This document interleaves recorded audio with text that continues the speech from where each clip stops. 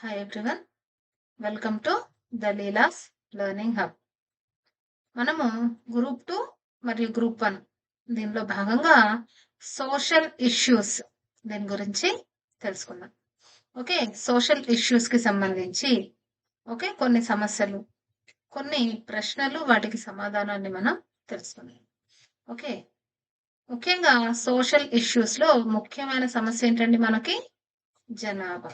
So జనాభా పరివర్తనకి సంబంధించి ఈ క్రింది ప్రకటనని గమనించండి.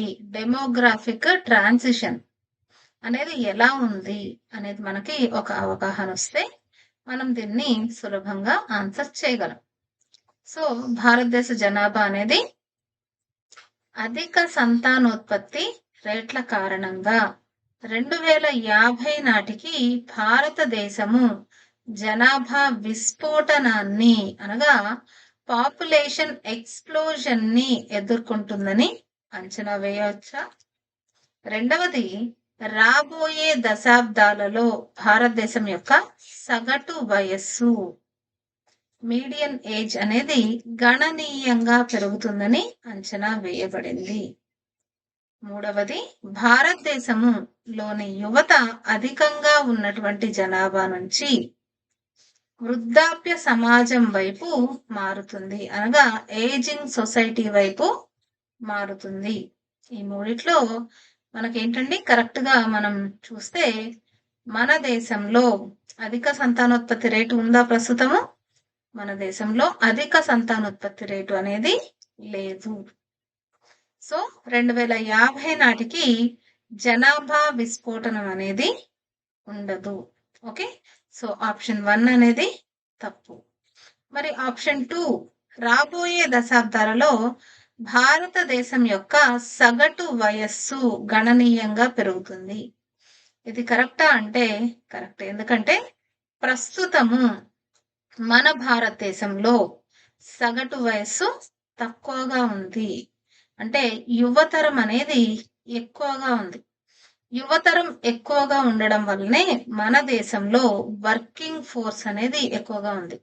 అంటే పనిచేసే వయస్సు కలిగినటువంటి వారు యువతరము ఎక్కువగా ఉంది. మరి రాబోయే దశాబ్దాలు అంటే ఒక దశాబ్దం అంటే 10 సంవత్సరాలు.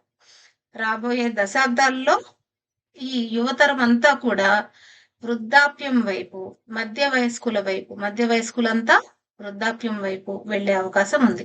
కాబట్టి సగటు వయస్సు అనేది గణనీయంగా పెరుగుతుందనేది వాస్తవము. మూడవది, భారతదేశం యొక్క యువత అధికంగా ఉన్నటువంటి జనాభా నుంచి, యువతరము అధికంగా ఉన్న జనాభా నుంచి వృద్ధాప్య సమాజం వైపు మారుతుంది. సో ఈ ప్రకటనలలో మొదటి ప్రకటన తప్పు. 2 మరియు 3 ప్రకటనలు మాత్రమే సరైనవి. కాబట్టి మన ఆప్షన్ బిగా మనం చెప్పవచ్చు. ఓకే, భారతదేశం ప్రస్తుతం నెమ్మదిగా వృద్ధి చెందే దిశగా సాగుతుంది. అంటే జనాభా అధిక సంఖ్యలో పెరగడం లేదు, చాలా తక్కువగా వృద్ధి చెందుతుంది. అలాగే వృద్ధాప్య ధోరణి పెరుగుతుంది, సగటు వయస్సు కూడా పెరుగుతుంది. నెక్స్ట్, భారతదేశంలో తగ్గుతున్నటువంటి సంతానోత్పత్తి రేట్ల ఫలితాలు, డిక్లైనింగ్ ఫెర్టిలిటీ రేట్స్ అనేవి ఈ క్రింది వాటిలో ఏంటి? వాటి యొక్క ఫలితాలు ఏవి అనేది మనం చూద్దాం. కొత్త పాఠశాల మౌలిక సదుపాయాల అవసరం తగ్గడం. అంటే కొత్తగా ఇంకా మరిన్ని పాఠశాలలు లేదా పాఠశాలకు సంబంధించినటువంటి ఇన్ఫ్రాస్ట్రక్చర్ డెవలప్మెంట్స్, వాటి యొక్క అవసరం తగ్గడం. రెండవది, ప్రైవేటు పాఠశాలల్లో నమోదు పెరగడం. మూడవది, ప్రభుత్వ పాఠశాలల్లో ఉపాధ్యాయ విద్యార్థి నిష్పత్తి పెరగడం. నాలుగవది, ఆర్థికంగా నిలదొక్కుకోలేని లేదా తక్కువ వనరులు కలిగినటువంటి అన్వయబుల్ ప్రభుత్వ పాఠశాల సంఖ్య పెరగడం.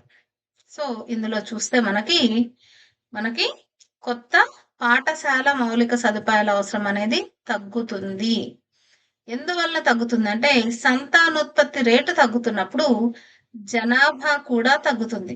సో స్కూల్స్ కి పెట్టాల్సినటువంటి మౌలిక సదుపాయాల అవసరం కూడా తగ్గుతుంది. అలాగే ఇప్పటికే ప్రభుత్వ పాఠశాలల కంటే ప్రైవేటు పాఠశాలల నుంచి ఎక్కువ నమోదు అనేది జరుగుతుంది. స్టూడెంట్స్ ఎన్రోల్మెంట్ అనేది ఎక్కువగా ఉందండి.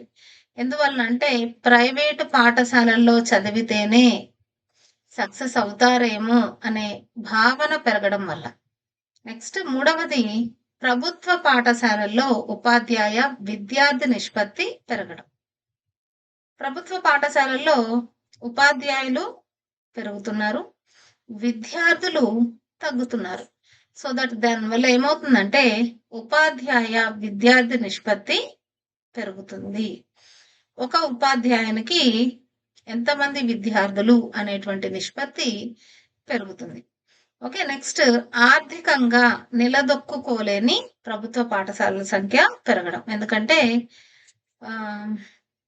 ప్రభుత్వాలు కూడా కొంచెం ప్రభుత్వ పాఠశాలల మీద పెట్టేటువంటి పెట్టుబడి లేదా వనరులు ఏవైతే కేటాయిస్తారో వాటిని తగ్గించడం వల్ల ఆర్థికంగా అస్థిరత కలిగినటువంటి ప్రభుత్వ పాఠశాలల సంఖ్య అనేది పెరగడం అనేది జరుగుతుంది. అన్వయబుల్ అనేది జరుగుతుందండి. సో దీంట్లో మనకి ఏమేమి ఉన్నాయండి? సమాధానము డి అన్నమాట. అంటే కొత్త పాఠశాల మౌలిక సదుపాయాల అవసరం తగ్గుతుంది, ప్రైవేట్ పాఠశాలల్లో నమోదు పెరుగుతుంది, ప్రభుత్వ పాఠశాలల్లో ఉపాధ్యాయ విద్యార్థి నిష్పత్తి పెరుగుతుంది, ఆర్థికంగా నిలదొక్కుకోలేని ప్రభుత్వ పాఠశాలల సంఖ్య పెరుగుతుంది. ఓకే, తర్వాత డెమోగ్రాఫిక్ డివిడెండ్ కి సంబంధించి ఈ క్రింది ప్రకటనని పరిగణించండి. ఇది ప్రాథమికంగా పనిచేసే వయస్సు కలిగినటువంటి జనాభా నిష్పత్తి మీద ఆధారపడి ఉంటుంది. అంటే working age population. Working age population అంటే ముఖ్యంగా చిన్నపిల్లలు, వృద్ధులు, గర్భిణీ స్త్రీలు, అలాగే పాలిచ్చే తల్లులు, వీళ్ళందరినీ కూడా వర్కింగ్ ఏజ్ పాపులేషన్ గా పరిగణించము. ఎందుకు అంటే చిన్నపిల్లలు పని చేయడానికి పనికిరారు, వాళ్ళు డిపెండెంట్స్ అవుతారు. వృద్ధాప్యంలో కూడా పని చేయడానికి పనికిరారు. అలాగే పాలిచ్చే తల్లులు, గర్భిణీ స్త్రీలు కూడా మనకి వర్కింగ్ ఏజ్ పాపులేషన్ లో గణించబడరు. ఓకే, నెక్స్ట్ భారతదేశం యొక్క డెమోగ్రాఫిక్ డివిడెండ్ విండో నిరవధికంగా తెరిచి ఉంటుందా అని భావిస్తున్నారా? అంటే డెమోగ్రాఫిక్ డివిడెండ్ విండో అనేది నిరవధికంగా తెరిచి ఉండదండి. ఒక నిర్దిష్టమైనటువంటి సంఖ్యకి ఒక నిర్దిష్ట కాలం తర్వాత ఇది మూసివేయబడుతుంది. తర్వాత ఒక నిర్దిష్ట కాలం తర్వాత డెమోగ్రాఫిక్ డివిడెండ్ అనేది డెమోగ్రాఫిక్ బర్డెన్ గా మారవచ్చు. అంటే ఇది వాస్తవమే. జనాభా విస్ఫోటనము లేదా ఈ పెరిగినటువంటి జనాభా అనేది మనకి వృద్ధాప్య జనాభా అనేది పెరగడము, వర్కింగ్ ఏజ్ పాపులేషన్ అనేది తగ్గిపోవడం వలన ఇది డెమోగ్రాఫిక్ బర్డెన్ గా మారవచ్చు. ఓకే, సో దీని ప్రకారం మనకి ఏముందండి? ఆప్షన్ బి అనగా 1 మరియు 3 అనేవి సరైనవి. ఓకే, 1 మరియు 3. ఎందుకంటే ఈ డెమోగ్రాఫిక్ డివిడెండ్ విండో అనేది కొద్ది కాలం తర్వాత అనగా 2040వ సంవత్సరం తర్వాత ముగిసే అవకాశం ఉంది. ఓకే, సో ఇందులో కేవలం 1 మరియు 3 మాత్రమే సరైనవి. నెక్స్ట్ 4వ క్వశ్చన్. వృద్ధాప్య జనాభాతో ముడిపడి ఉన్నటువంటి ప్రభావాలు ఏంటి? ఏజింగ్ పాపులేషన్ వల్ల ఏమవుతుందండి? ఆరోగ్య సంరక్షణ వ్యవస్థల మీద ఒత్తిడి పెరుగుతుంది, ఆధారపడే వారి నిష్పత్తి పెరుగుతుంది, అంటే డిపెండెన్సీ రేషియో అనేది పెరుగుతుంది. తర్వాత సిల్వర్ ఎకానమీ. సిల్వర్ ఎకానమీ అంటే ఏంటంటే వృద్ధుల యొక్క జుట్టు ఎలా ఉంటుందండి? సో ఇప్పుడు అందరూ కూడా మన వాళ్ళు ట్రూ బ్లాక్ ఉపయోగిస్తున్నారు. కానీ వృద్ధుల అవసరాలకి సంబంధించినటువంటి ఆర్థిక వ్యవస్థని సిల్వర్ ఎకానమీ అని అంటారు. సో సిల్వర్ ఎకానమీ అనేది విస్తరణకి గురవుతుంది. అనగా ఆధారపడేవాళ్ళు, అలాగే వారి యొక్క అవసరాలు అనేవి పెరుగుతాయి. నెక్స్ట్ 4వది ప్రభుత్వం మీద ఆర్థిక భారం అనేది తగ్గుతుంది. సో దీనికి సంబంధించి మనకేముందండి సమాధానం ఏ. 1, 2 మరియు 3 మాత్రమే. ఎందుకంటే వృద్ధుల జనాభా అనేది పెరిగితే, పాపులేషన్ ఏజింగ్ కి గురైతే ఏమవుతుందండి? ప్రభుత్వం మీద ఆర్థిక భారం పెరుగుతుంది, తగ్గదు. ఎందుకంటే వారి యొక్క హెల్త్ కేర్ ఫెసిలిటీస్ కావచ్చు, వారికి అందించే పెన్షన్స్ కావచ్చు, వారికి అందించేటువంటి సంక్షేమ పథకాలు కావచ్చు, వీటికి సంబంధించి ప్రభుత్వం మీద ఆర్థిక భారం పెరుగుతుంది. కాబట్టి 4వ ఆప్షన్ రాంగ్. కాబట్టి మనకి ఆప్షన్ 1, 2, 3 మాత్రమే సూచించినటువంటి ఏ అనే సమాధానము కరెక్ట్ అన్నమాట. నెక్స్ట్, భారతదేశం యొక్క భవిష్యత్తు జనాభా సవాళ్లను ఎదుర్కోవడానికి ఈ క్రింది ఏ చర్యలు, ఏ విధానపరమైనటువంటి చర్యలు తగినవి అంటే పని రంగంలో మహిళల భాగస్వామ్యాన్ని ప్రోత్సహించడం. పని రంగంలో, వర్క్ ఫోర్స్ లో, అంటే పని అంటే కేవలం లేబర్ ఫోర్స్ కాదండి, అన్ని రంగాల్లో కూడా మహిళల భాగస్వామ్యాన్ని పెంచడం. 2వది వృద్ధాప్య ఆరోగ్య సంరక్షణ వ్యవస్థలు అనగా జేరియాట్రిక్ హెల్త్ కేర్ ని బలోపేతం చేయడము. అలాగే కుటుంబ నియంత్రణ సేవల్ని విస్తరించడము. 4వది విద్యా మౌలిక సదుపాయాల మీద పెట్టుబడిని తగ్గించడం.